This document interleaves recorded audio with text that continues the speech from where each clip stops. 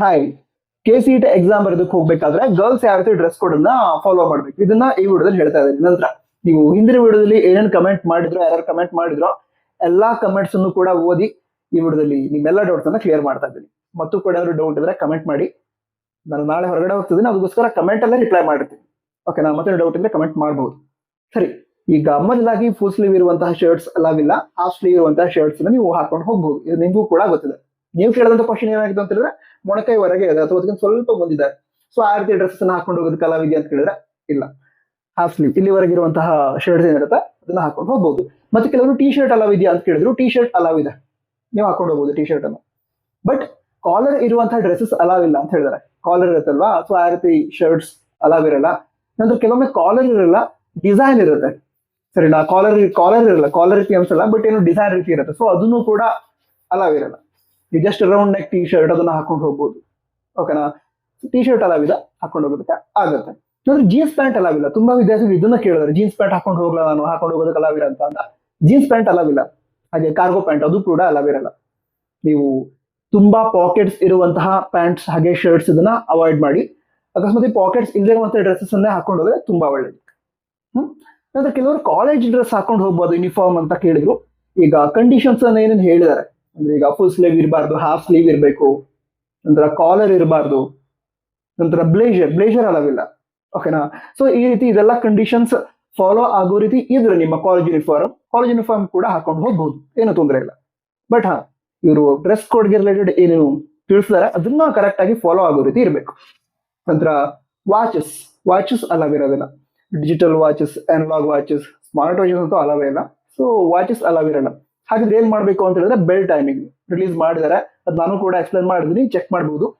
Bell timing ಗೊತ್ತಿರಲಿ ಅಂದ್ರೆ ಎಲ್ಲಾ ಎಕ್ಸಾಮಿನೇಷನ್ ಹಾಲಲ್ಲೂ ಕೂಡ ವಾಲ್ ಕ್ಲಾಕ್ ಇರತ್ತೆ. ಅಕಸ್ಮಾತ್ ಇಲ್ಲದೆ ಇದ್ರೆ, ಅಕಸ್ಮಾತ್ ಟೈಮಿಂಗ್ ಕರೆಕ್ಟ್ ಇಲ್ಲದೆ ಇದ್ರೆ, ಈಗ ಎಕ್ಸಾಂಪಲ್ ಟೈಮ್ ಏನೋ ನಡೀತಾ ಇದೆ, ಒಂದು 5 ಮಿನಿಟ್ಸ್ ಮುಂದ್ಗಡೆ ಇದೆ, ಆಗ ಏನಾಗುತ್ತೆ, ಟೆನ್ಷನ್ ಕ್ರಿಯೇಟ್ ಆಗುತ್ತೆ. ಅದಕ್ಕೋಸ್ಕರ ಬೆಲ್ ಟೈಮ್ ನಿಮಗೆ ಗೊತ್ತಿರಬೇಕು. ವಾಲ್ ಕ್ಲಾಕ್ ಇರುತ್ತೆ, ಅದನ್ನ ಯೂಸ್ ಮಾಡ್ಕೊಳ್ಳಿ. ಅಕಸ್ಮಾತ್ ಇಲ್ಲ ಅಂತ ಹೇಳಿದ್ರು ಕೂಡ ನೀವು ತೊಂದರೆ ಆಗಬಾರ್ದು. ಅದಕ್ಕೋಸ್ಕರ ಬೆಲ್ ಟೈಮಿಂಗ್ ಏನು ಅನೌನ್ಸ್ ಮಾಡಿದ್ರೆ ಅದು ನಿಮಗೆ ಗೊತ್ತಿರಲಿ. ಸರಿನಾ? ನಂತರ ಮೆಟಲಿಕ್ ಆರ್ನಮೆಂಟ್ಸ್ ಹಾಗೆ ಜ್ಯುವೆಲರೀಸ್ ನಾಟ್ ಅಲೌಡ್.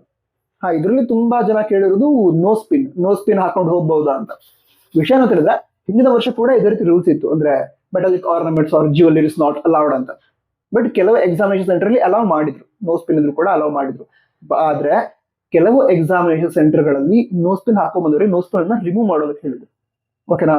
ಈಗ ಎಕ್ಸಾಮ್ ಹೋಗಿರ್ತೀರಾ, ಅಲ್ಲಿ ನೋ ಸ್ಪಿನ್ ಎಲ್ಲ ರಿಮೂವ್ ಮಾಡೋದಷ್ಟು ಈಸಿ ಆಗಿರಲ್ಲ, ಡಿಫಿಕಲ್ಟ್ ಆಗಿರುತ್ತೆ, ಪೇನ್ ಕೂಡ ಆಗ್ಬಹುದು. ಅದಕ್ಕೋಸ್ಕರ ನೀವು ಅಕಸ್ಮಾತ್ ನಿಮ್ಮ ಎಕ್ಸಾಮಿನೇಷನ್ ಸೆಂಟರ್ ಆ ರೀತಿ ರೂಲ್ಸ್ ಇದ್ದು ಮುಂದೆ ಪ್ರಾಬ್ಲಮ್ ಆಗಬಾರ್ದು ಅಂತ ನೋ ಸ್ಪಿನ್ ಆಗಿರಬಹುದು, ಇಯರ್ ರಿಂಗ್ ಆಗಿರಬಹುದು, ಚೈನ್, ನೆಕ್ಲೆಸ್ ಇದನ್ನೆಲ್ಲ ಮನೇಲೇ ಬಿಟ್ಟು ಹೋದ್ರೆ ಒಳ್ಳೇದು. ಯಾಕಂತ ಹೇಳಿದ್ರೆ ಈಗ ಎಕ್ಸಾಂಪಲ್, ಈಗ ನೆಕ್ಲೆಸ್ ಅನ್ನೇ ಹಾಕೊಂಡು ಹೋಗಿದ್ದೀರಾ, ಇದು ಏನಾದ್ರೆ ಇಯರ್ ರಿಂಗ್ ಅದು ಹಾಕೊಂಡು ಹೋಗಿರ್ತೀರಾ, ಎಕ್ಸಾಮ್ಗೆ ಎಂಟರ್ ಆಗೋ ಮೊದಲು ರಿಮೂವ್ ಮಾಡೋದಕ್ಕೆ ಹೇಳಿದ್ರು, ರಿಮೂವ್ ಮಾಡಿದ್ರಿ, ಬ್ಯಾಗ್ ಅಲ್ಲಿ ಇಟ್ಟಿದ್ದೀರಾ. ಬಟ್ ಆ ಬ್ಯಾಗ್ ಅನ್ನ ಇಡೋದಕ್ಕೆ ಒಂದು ಹಾಲ್ ಕೊಟ್ಟಿರ್ತಾರೆ. ಓಕೆನಾ? ಕೆಲವೊಂದ್ ಕಡೆ ಹಾಲ್ ಕೂಡ ಕೊಟ್ಟಿರಲ್ಲ, ಹೊರಗಡೆ ಎಲ್ಲ ಓಪನ್ ಪ್ಲೇಸ್ ಅಲ್ಲಿ ಇಟ್ಬಿಟ್ಟಿರ್ತಿಲ್ಲ. ಸೊ ಅವಾಗ ಟೆನ್ಷನ್ ಆಗುತ್ತಲ್ವಾ, ಎಕ್ಸಾಮ್ ಹಾಲ್ ಕುತ್ಕೊಂಡಿರ್ತೀರಾ, ಬಟ್ ಯೋಚನೆ ನಾನು ಗೋಲ್ಡ್ ರಿಂಗ್ ಬ್ಯಾಗ್ ಅಲ್ಲಿ ಇದೆ, ಓಪನ್ ಪ್ಲೇಸ್ ಅಲ್ಲಿ ಬ್ಯಾಗ್ ಇಟ್ಟಿದ್ದೀನಿ, ಆ ರೀತಿ ಇರುತ್ತೆ. ಅದಕ್ಕೋಸ್ಕರ ಈ ರೀತಿ ಏನು ತೊಂದರೆ ಆಗೋದು ಬೇಡ. ಮೈಂಡ್ ರಿಲ್ಯಾಕ್ಸ್ ಆಗಿ ಇಟ್ಕೊಂಡು ಎಕ್ಸಾಮ್ ಬರೋದಕ್ಕೆ ಹೋಗಿ. ಯಾವುದೇ ಒಂದು ರೀತಿ ಜ್ಯುವೆಲರಿ ಆಗಿರ್ಲಿ ಅಥವಾ ಅದೇ ರಿಂಗ್, ಇಯರಿಂಗ್, ಸೊ ಅವುಗಳನ್ನೆಲ್ಲ ಮನೇಲೆ ಇಟ್ಟೋದ್ರೆ ಒಳ್ಳೇದು. ನೋ ಸ್ಪಿನ್ ಕೂಡ. ಯಾಕಂದ್ರೆ ಮುಂದೆ ಏನೋ ತೊಂದರೆ ಆಗ್ಬಾರ್ದು, ಅದಕ್ಕೋಸ್ಕರ. ನಂತರ ಮ್ಯಾರಿಡ್ ವುಮನ್ಸ್ ಇದ್ರೆ ಅವ್ರಿಗೆ ಮಾತ್ರ ಕಾಲುಂಗುರ ಹಾಗೆ ಮಂಗಳಸೂತ್ರವನ್ನ ಹಾಕೊಳ್ಳೋದಕ್ಕೆ ಅವಕಾಶ ಕೊಟ್ಟಿರ್ತಾರೆ, ಬಾಕಿ ಯಾರಿಗೂ ಅವಕಾಶ ಇಲ್ಲ. ನಂತರ ಬ್ರೇಸಸ್ ಇದ್ರೆ ಅದು ಅಲಾವ್ ಇರುತ್ತೆ. ಅಂದ್ರೆ ಮೆಟಲಿಕ್ ಆರ್ನಮೆಂಟ್ಸ್ ಅಥವಾ ಮೆಟಲ್ ರಿಲೇಟೆಡ್ ಏನು ಅಲಾವ್ ಇಲ್ಲ ಅಂತ ಹೇಳಿದಾರೆ ಅಂತ ಟೆನ್ಷನ್ ತಗೋಬೇಡಿ. ಬ್ರೇಸಸ್ ಇದ್ರೆ ಅಲಾವ್ ಇರುತ್ತೆ. ಸ್ಪೆಕ್ಟಿಕಲ್ಸ್ ನಿಮಗೆ ಪಾಯಿಂಟ್ ಇದೆ ಅಂತ ಹೇಳಿದ್ರೆ ಸ್ಪೆಕ್ಟಿಕಲ್ಸ್ ಅಲಾವ್ ಇರುತ್ತೆ. ಅದ್ರ ನಂತರ ಶೂಸ್ ನಾಟ್ ಅಲೌಡ್. ಶೂಸ್ ಅಲಾವ್ ಇರೋದಿಲ್ಲ ಎಕ್ಸಾಮ್ ಹಾಕೊಂಡು ಹೋಗೋದಕ್ಕೆ. ನಂತರ ಸ್ಯಾಂಡಲ್ಸ್ ವಿತ್ ಹೈ ಹೀಲ್ಸ್ ಇರುವಂತಹ ಸ್ಯಾಂಡಲ್ಸ್ ಕೂಡ ಅಲಾವ್ ಇರೋದಿಲ್ಲ. ಫ್ಲಾಟ್ ಸ್ಲಿಪ್ಪರ್ಸ್ ಇರುತ್ತಲ್ವಾ, ಆ ಫ್ಲಾಟ್ ಸ್ಲಿಪ್ಪರ್ಸ್ ಅನ್ನ ಹಾಕೊಂಡು ಹೋಗ್ಬೋದು ನೀವು ಎಕ್ಸಾಮ್ಗೆ. ಈ ರೀತಿ ಡ್ರೆಸ್ ಕೋಡ್ ಅನ್ನ ನೀವು ಫಾಲೋ ಮಾಡ್ಬೇಕಾಗತ್ತೆ KCET ಎಕ್ಸಾಮ್ಗೆ ಹೋಗ್ಬೇಕಾದ್ರೆ.